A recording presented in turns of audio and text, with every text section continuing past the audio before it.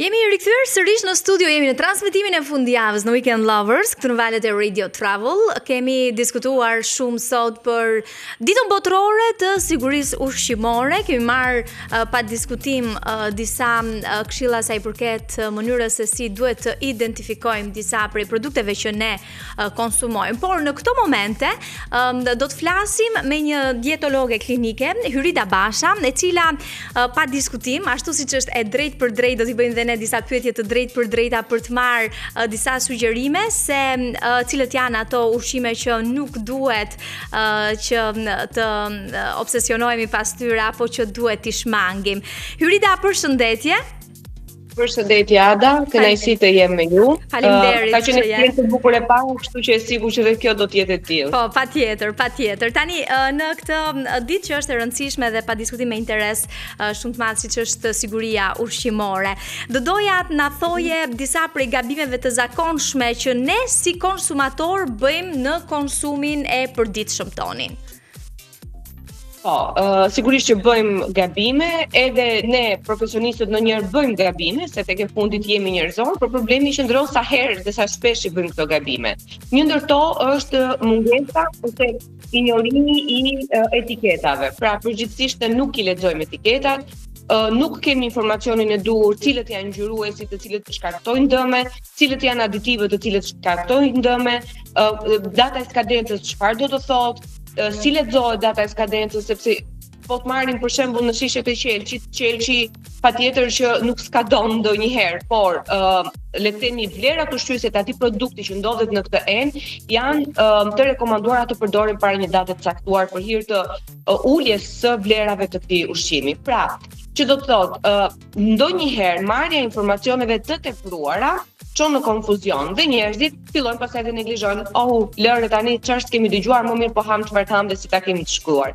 Por nëse dim të selektojmë pak informacionin, të marrim informacion aq sa na nevojitet për të qenë të sigurt, të njohim disa rregulla, të njohim disa ligje mbi konsumatorin, por edhe mbi ushqyerin apo produktet, licencimin e tyre, fjala bio ç'do të thotë, fjala organike ç'do të thotë e tjera me radhë, atëherë këto gabime shmangen në mos 100%, të paktën në 90% ato shmangen.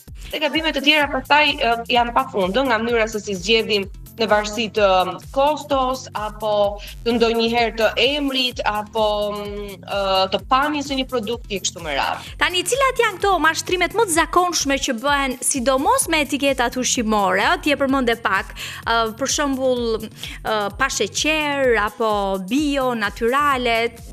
Si mund t'i dallojmë këto produkte?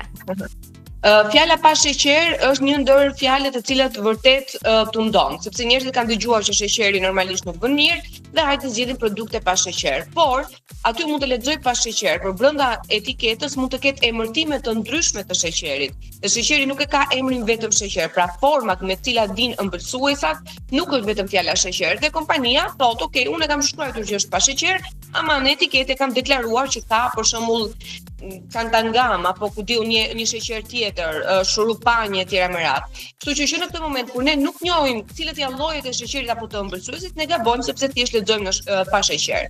Nga ana tjetër, shikojmë fjalën bio apo organike. Për të qenë sa më afër vlerësit, fjala bio është karemi më i mirë, pra për të rënë pre. Dhe këtu pastaj janë edhe institucionet që lejojnë produktet për t'i shitur apo për t'i tregtuar. Certifikime të ndryshme, vegan, produkt vegan. Që është produkt vegan, që nuk do të thotë që është produkti më i sigurt në botë. Është thjesht që ky individi që ruan një dietë vegane nuk e ka shumë të thjeshtë për ta marrë këtë produktin, por jo domosdoshmërisht ky është produkti më i shëndetshëm ever. Kështu që këto termat jo gjithmonë janë garanci për ne, por duhet të kuptojmë çfarë certifikimi ka. Kush e ka certifikuar? Në cilën datë është bërë rinovimi i kësaj certifikate? Çfarë siguron ky produkt vlera ushqyese? Sa e validuar është metoda me cilën është bërë analiza e këtij produkti, ku tregtohet, mënyra se si tregtohet, sepse ti mund ta kesh në produktin më të certifikuarin në botë me licencat ku diun më të validuar etj me radhë, pa i qëndron në një ekspozitor pranë dritares së dyqanit dhe ri gjithkohës në diell.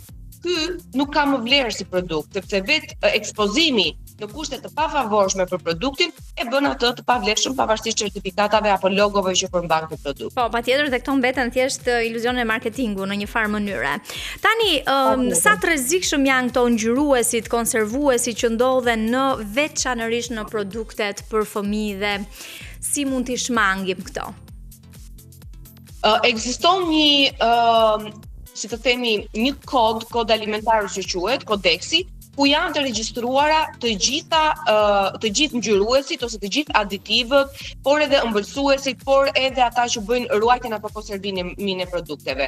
Dhe brenda kësaj liste tregohet ngjyruesit të cilët nuk shkaktojnë dëme, por përgjithsisht ngjyruesit me shkronjën Y janë ngjyruesa të cilët shkaktojnë dëme. Ngjyra blu e karameleve, e lëpirseve, çokoladave, ku diun lloj këtyre që janë si çumçakiz, Haribo ose të quhen se di tani në çfarë termi të përdor për mos bër reklama pa reklam të një. Dhe normalisht këto ushqime që në momentin që nuk vinë me ngjyruesa natyror, sepse kemi dhe ngjyrues natyror, për shembull, marrim ngjyruesin nga panglari. Dhe kur produkti është i kuq, por më deklarohet që ngjyruesi është natyral, sigurisht nuk përbën asnjë problem. Por kur ngjyruesi është një produkt industrial, një kimikat i bërë në një laborator të caktuar ushqimor, atëherë unë nuk e kam më siguri si konsumator nëse ky produkt është i shëndetshëm apo jo, dhe e konsideroj të pashëndetshëm. Të gjithë aromatizuesit, të cilët nuk vinë me origjinë natyrale, janë të dëmshëm. Unë kam përmendur shumë shpesh që kompania këto bizneset ose industritë përdorin një truk të veçantë që quhet Bliss Point ose le të themi pika e verdhë, për çfarë nuk kupton. Për të rritur atraksionin e konsumatorit ndaj produktit, ata përdorin truke si kundërshtë aroma e këndshme, përdorimi i kripës, përdorimi i yndyrnave, i sheqerit dhe i aromatizuesve për ta ndjell edhe më shumë dëshirën për të konsumuar këto. Dhe normalisht, kur ne i konsumojmë këto produkte, i japim disa mesazhe organizmit tonë nëpërmjet asaj që quhet gjëndra opioide ose gjëndra e shpërblimit. Trupi her pas here kërkon në mënyrë të pavullnetshme ushqime me përmbajtje të tilla. Dhe aty ne duhet jemi pak të kujdesshëm, sepse kjo gjëndra opioide ka nevojë të shpërblehet, por jo domosdoshmërisht me një produkt që përmban këto element, por me një produkt që përmban të njëjtën shije. Supozojmë çokoladën apo ëmbëlsirat. Trupi në rastet e caktuara kur është nervoz, kur është i lodhur, para ciklit menstrual tek femrat, në gjendje të pafavorshme për humorin, sigurisht kërkon të rregullojë nivelet e sheqerit, kërkon të rregullojë nivelet e humorit dhe patjetër të çlirojë atë endorfinën dhe serotoninën si një ndër hormonet rregulluese të humorit. Dhe ne çfarë bëjmë për të plotësuar egon ton tashmë? Shkojmë dhe zgjedhim një çokoladë apo një produkt të paketuar, i cili përmban të gjithë elementët që shkojmë tek Bliss Pointi i industrive. Por ne, nëse tregojmë pak më të zgjedhur, pak më racional, nuk shkojmë dhe marrim çokoladën, por shkojmë ose marrim çokoladën, por gjithmonë se është fondente, pra 70% etj me radhë. Por nëse nuk kemi këtë lloj çokolade në shtëpi, por kemi një tjetër, atëherë të shikojmë se mos ndoshta kemi dhe hurma arabe, po mos ndoshta kemi dhe një frut, po mos ndoshta kemi dhe kumbulla të thata, kajsi të thata, të cilat e ofrojnë nivelin e sheqerit dhe nga ana tjetër nuk të dëmtojnë. Edhe kështu ti këtë gjëndrën opioide që ka nevojë të shpërblehet e kënaq, nga ana tjetër edhe trupi ti ke futur diçka të shëndetshme. Se kur marrim ushqime të pashëndetshme, unë gjithmonë kam thënë ne ti plotësojmë egon ton. Truri ka nevojë për sheqer, ai nuk të thotë shko bli një kek të paketuar. Ai thotë unë dua sheqer, dhe pastaj ai që bën zgjedhjen çfarë ti ofrosh. E vërtet. Tani ka një perceptim të përgjithshëm deri në panik, le të themi, të gjithëve ne, se gjithmonë tani kur blejmë diçka e shikojmë, e rishikojmë, mos ndoshta e kemi shumë pyetje për një produkt edhe fal shumë videove apo informacioneve apo mbi informacioneve që shohim në rrjetet sociale dhe arrim në një stat paniku kur konsumojmë çdo ushqim.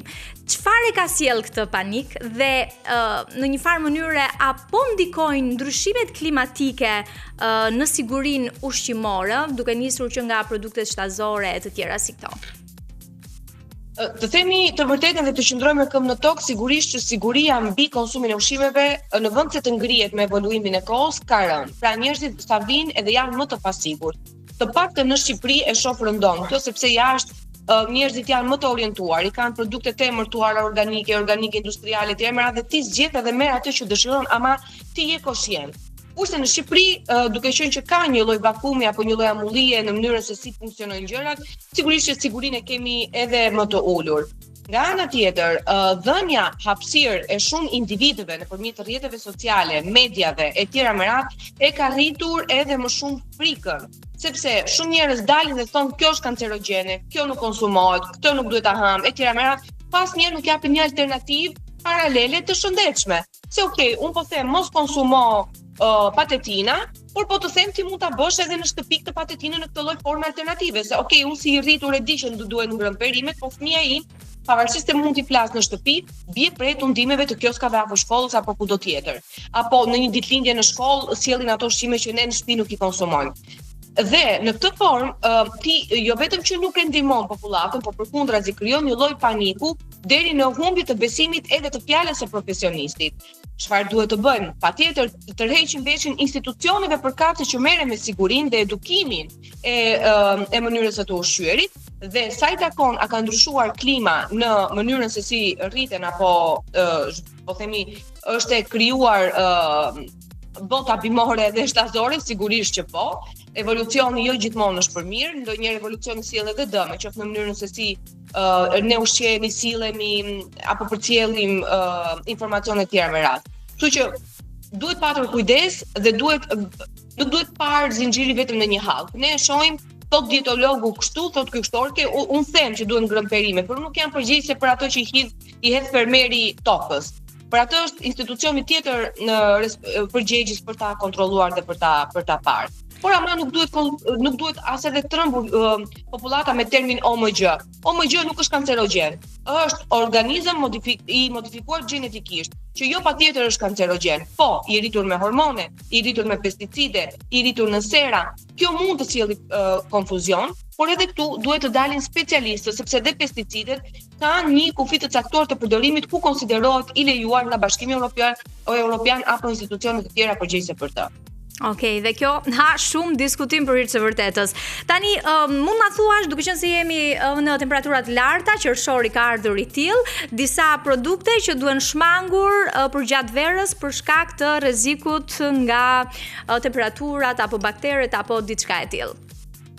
Po, së pari, ajo çfarë duhet shmangur gjithmonë janë këto pije të ëmbëlsuara, pije kështu në formën e akullit që shiten kryesisht për fëmijët, patetina, të ëmbëlsirat e tjera me radhë, por edhe sa i takon akulloreve. Patjetër që fëmia do ta konsumojë një, se në fund të fundit e tham, jemi qenë sociale, jemi të rrethuar nga njerëz, nga festa, nga tjera me radhë. Problemi qëndron te ekspozimi, te ruajtja, te mënyra se si tregtohen. Tani unë nuk mund të them dot që ajo akulloria me termusa në plazh, në pikë të diellit është e shëndetshme. Nuk mund ta them dot këtë. Edhe nëse është bërë në ingredientët më të shëndetshëm të mundshëm, mënyra se si ruhet, se si konservohet, hapen mbyll kapakun e tjera me radhë, sigurisht e bën të pashëndetshme.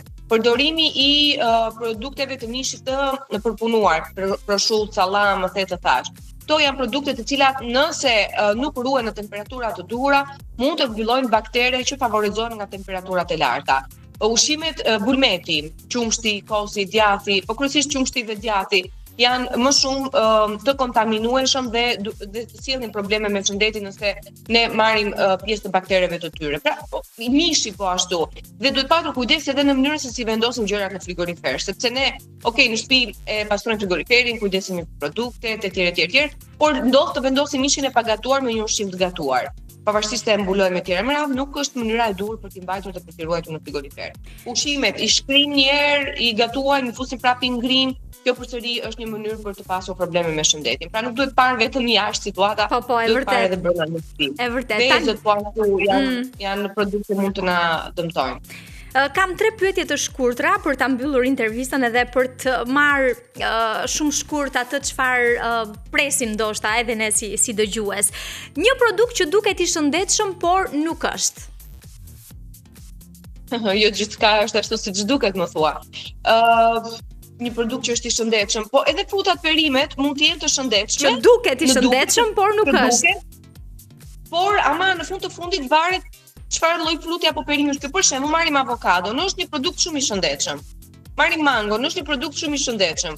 Por mënyra se si ka ardhur prej nga ka ardhur sa është ruajtur në frigorifera mund të bëhet i pashëndetshëm sepse ka humbur vlerat. Salmoni është një peshk shumë i shëndetshëm, pa diskutim ka shumë vlera. Por ne tu në mesde nuk e kemi në brigjet tona salmonin, kështu që sigurisht nga ka ardhur si është ruajtur derisa vjen tek unë për ta konsumuar, bëhet i pashëndetshëm. Për produkte të tilla që kërkojnë kohë transporti dhe qëndrimi në frigorifera apo në dhoma frigoriferike, normalisht duhet patur kujdes. Po. Tani, çfarë nuk do jepnit kur një fëmijë për të ngrënë? Jo, këtë nuk e them. Nuk e them, sepse unë si dietologe mund të them që fëmia nuk ta hante kur këtë, por do vi një moment që ti fëmijën sa më shumë ta kufizosh, aq më shumë do të shpërtej në momentin kur të ketë atë pavarësinë. Kështu që po, mund ta edukoj fëmijën tim që të kuptojë se patetina apo këto gjëra që unë kur nuk t'ia jepja me dëshirën time, të konsumohen shumë rrallë ose le të gatuohen në shtëpi në formë, po themi më të sigurt apo më të shëndetshme. Okej. Po kur nuk do të jepja çdo ushqim që shitet, pra që paketohet enkas për fëmijë me ngjyrë ulltame. Okej, tani pyetja e fundit. Nëse do të hiqet 3 produkte nga supermarketet shqiptare, cilat do të ishin ato? Këto që janë në formën e gomave, ato çokollatat e vogla me ngjyra që janë në një qese me shumë ngjyra, dhe pijet energjike në mënyrë kategorike. Okej. Jurida, faleminderit për të gjitha këto këshilla që ndave me ne pikërisht sot në ditën botërore të sigurisë ushqimore dhe pa diskutim një apel për të gjithë konsumatorët shqiptar. Nëse do të kishe, mund ta thuash tani në këto minuta të fundit të intervistës. Pak më shumë ndërgjegjësim dhe respekt për trupin. Domethënë nëse ne arrim të disiplinojmë konsumin e ushqimit, kemi disiplinuar gjithçka tjetër. Okej. Jurida, faleminderit dhe do të dëgjojmë sërish. Faleminderit. Me shumë kënaqësi. Gjithë të mira. Okej, ishim në këtë lidhje të drejtë për drejtë me dietologen Jurida Basha, e cila preku disa prej temave dhe produkteve ushqimore që konsumojmë çdo ditë, cilat prej tyre duhet të shmangim në një farë mënyre, megjithëse kjo është relative absolutisht, dhe disa prej atyre që duhet të bëjmë kujdes kur i blejmë dhe kontrollim mbi gjitha ndërgjegjësimi i konsumatorit. Kështu që pa diskutim kjo është shumë e rëndësishme. Ndërgjegjësohuni përpara se të merrni produktin dhe ta vendosni në shportën tuaj të produkteve ushqimore. Ne do të bëjmë një shkputje muzikore dhe do të rikthehemi sërish në studio.